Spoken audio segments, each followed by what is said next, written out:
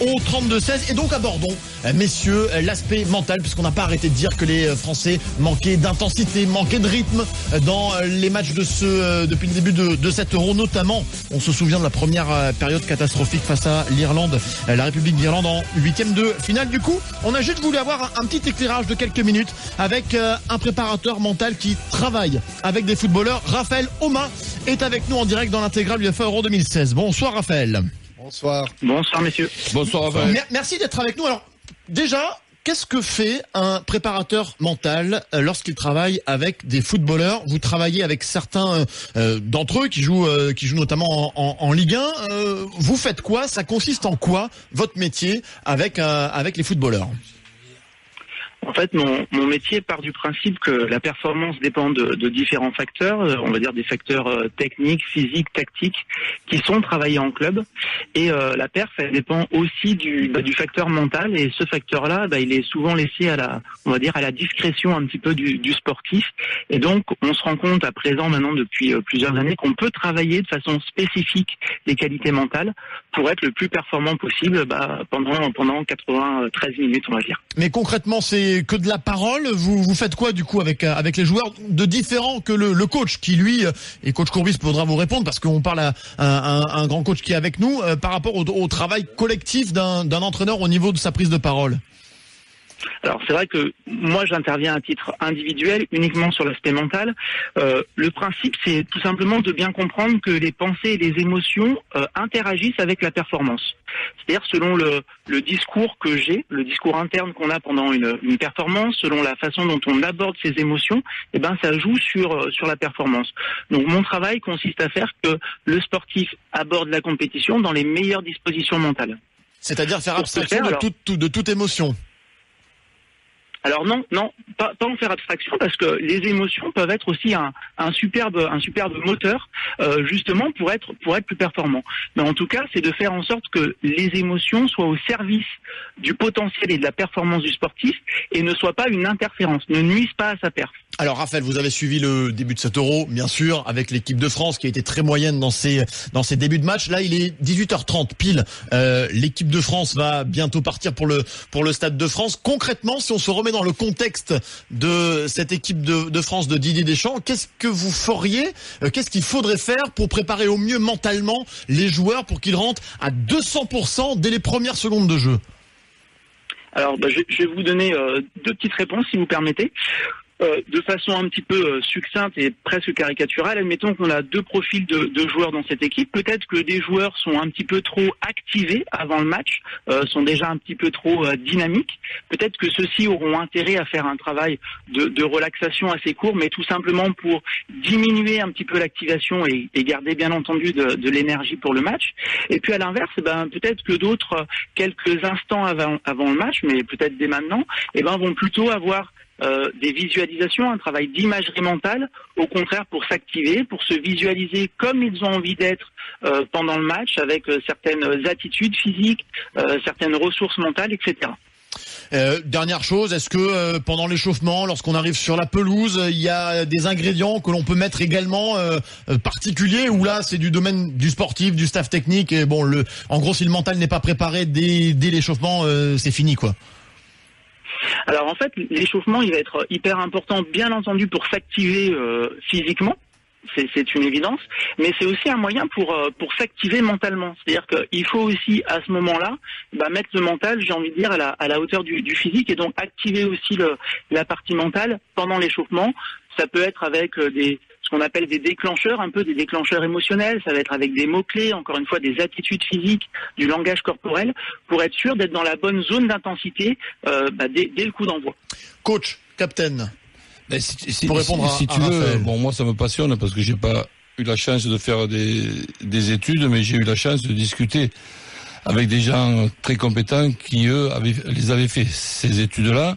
Donc moi, ce qui m'intéresse quand je prépare un match, c'est de maîtriser l'événement, de ne pas faire l'adversaire ni plus fort ni moins fort que ce qu'il est, et de donner des exemples de ce qu'il faut faire, mais aussi de ce qu'il faut pas faire. J'en donne un rapidement. Ce qui a été pour moi catastrophique dans l'approche, puisque c'est les termes à la mode maintenant, dans l'approche mentale ou psychologique, c'est ce qu'on a vu faire au Brésil il y a 2 ans chez eux, où ces joueurs-là, pour moi, n'ont pas maîtrisé une seconde l'événement. La barre était trop haute pour eux. Quand je vois leur match contre les Allemands, quand je vois les hymnes, quand je vois les joueurs pleurer et pratiquement être prêts à s'étouffer avant un match, là je suis. Et il y avait dans l'équipe du Brésil plusieurs préparateurs mentaux. Donc là je suis très inquiet. Quand j'essaie d'expliquer aux responsables qui dominent et qui décident de ce qui se passe dans notre football, et que je leur explique qu'une finale, ce n'est pas un match de championnat. Un match de championnat, c'est un match. Aussi important soit-il. Une finale avec la Marseillaise, toute la cérémonie d'avant, la présentation des joueurs, etc., c'est un événement. Donc cet événement, il faut le maîtriser et après, il faut le digérer.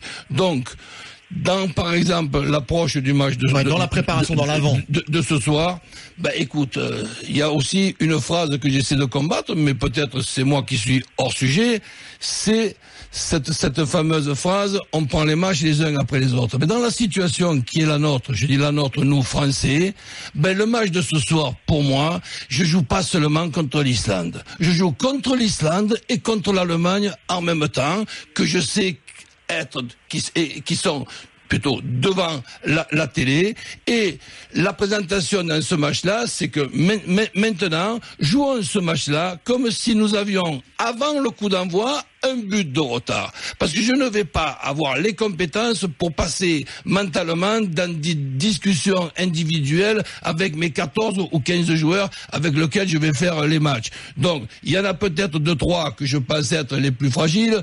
Un qui me tirerait souci ce soir. Mais souci, c'est tout. Préoccupé, pas inquiet, parce que je pense qu'il risque même de s'imposer, c'est Umtiti, mais il y a de quoi quand même s'en occuper. Oui. Donc pour moi, ce soir, le match, on le démarre, on a 1-0 ou 0-1 à lutter. Pourquoi? Parce que c'est pas seulement la qualification qui m'intéresse. Je veux qu'à travers ce match-là, on commence à construire la victoire du match contre l'Allemagne. Parce que si c'est pour se qualifier contre l'Islande et perdre ce soir, pas bêtement, en prenant des cartons jaunes, des cartons rouges, et perdre le match de ce soir contre l'Allemagne, tout en se qualifiant contre l'Islande, ça m'intéresse pas. On remercie Raphaël Aumar pour son éclairage. On a le droit de pas être forcément d'accord avec lui. Jérôme. Non, mais de toute façon, c'est facile de tirer des plantes sur la comète et de savoir ce qu'il y a à faire. On peut toujours donner des leçons aux joueurs français aujourd'hui et dire, voilà, dans l'engagement, il faut être là, il faut dire ça avant le match. Chaque joueur a quand même beaucoup d'expérience. Chaque joueur a réussi à faire des très bons matchs dès l'entame du match. Donc après, c'est un problème collectif, mais ça peut se résoudre de différentes manières. Il y a l'attitude de certains joueurs cadres qui peuvent aider ceux qui ont tendance à s'endormir. Je suis à 200% d'accord avec. Non, mais c'est parce que la motivation et d'abord, elle doit être collective. C'est pas possible qu'il y ait un préparateur mental pour Pierre, un pour Jacques, un pour Paul, qu'ils aient des méthodes différentes et à l'arrivée, ils seront peut-être bien préparés, mais ce ne sera pas dans le même sens. Il faut une unité, quoi. Il faut une unité là-dessus. Là, j'ai une petite expérience, mais à l'époque, c'était le début des préparations mentales. Il n'y a rien de mieux que la préparation mentale collective qui va petit à petit au cours de la semaine trouver sa plénitude, on va dire 1 heure, 1 heure et demie avant le match, au moment où par exemple tous les gars sont prêts et vont entrer pour l'échauffement. Et ma petite expérience personnelle, quand il y avait d'abord cette préparation mentale ne pouvait se faire que sur des matchs bien ciblés. C'est-à-dire que tu peux pas à tous les matchs de championnat dire voilà, c'est sûr. Bon, parce que le gars à un moment donné après il est rincé mentalement. Et chaque fois, là par contre je rejoignis Raphaël, j'avais un mot ou 2 mots une phrase ou 2 phrases pour certains qui étaient effectivement un peu mangés par l'événement. J'avais une phrase pour ceux qui au contraire étaient un peu amorphe devant l'événement parce que on avait en tout cas cette impression, et puis il y en avait certains qui n'avaient pas besoin de préparateur mental et qui faisaient leur match, qu'il soit important, qui le préparaient comme il faut. Je prends un exemple que mes coéquipiers ici autour de les Dominique Matenet par exemple. On n'avait pas besoin de lui faire une préparation mentale, quel que soit l'événement. Il l'appréhendait à sa juste valeur chaque fois. Donc, je pense que le mieux, c'est quand même une préparation collective et qu'effectivement, c'est là où je rejoins, là aussi, Jérôme, c'est que les cadres ont un rôle primordial à jouer. Oui, et je rajouterai à ce que dit Capitaine, le bon dosage. Parce que moi aussi, j'ai eu la chance d'assister à ce qu'on peut appeler une préparation de match ou une préparation mentale ou une préparation psychologique de Daniel Herrero, entraîneur de Toulon. Mais si on fait la même causerie que ce que j'ai entendu faire de Daniel Herrero, au bout de 10 minutes, on a 3 expulsés.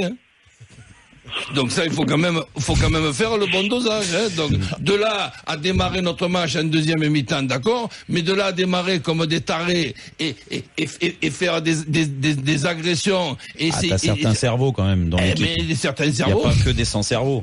Ah, mais il n'y a pas que des sans-cerveaux, mais il y en a quelques-uns quand même.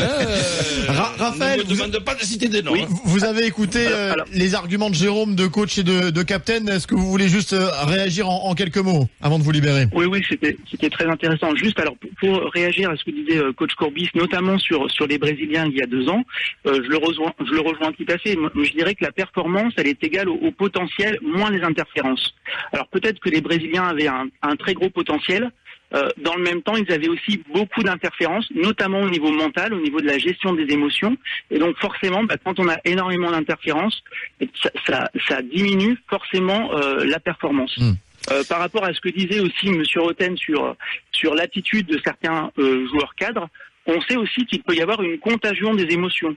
Je pense qu'on l'a vu un petit peu hier lors de la séance de tir au but, où on a eu une séance relativement stressante et stressée pour les acteurs, avec pas mal d'échecs, c'est-à-dire de tirs non cadrés. Je parle pas d'arrêt de gardien. Pourquoi je vous coupe, Raphaël, mais pourquoi? Parce que face à eux, les tireurs, ils avaient ce qui se fait de mieux dans les buts.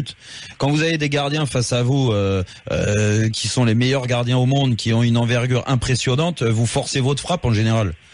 Mais si tu vois ton coéquipier rater sa frappe, justement, est-ce que toi, tu peux pas être aussi touché par ça? Et là, vous touchez ça, on vous en rend compte. Un problème, excusez-moi, Raphaël, c'est que quand j'entends pour cet exemple-là, qu'on s'entraîne la veille pour tirer les tirs au but, c'est pas tout à fait pareil la veille. Alors, là-dessus, on est d'accord. Là-dessus, on est tout à fait d'accord. Pour conclure, Raphaël. Je parlais justement tout à l'heure de la différence entre la performance et potentiellement les interférences. Il y a des interférences en match qu'on ne va pas retrouver à l'entraînement.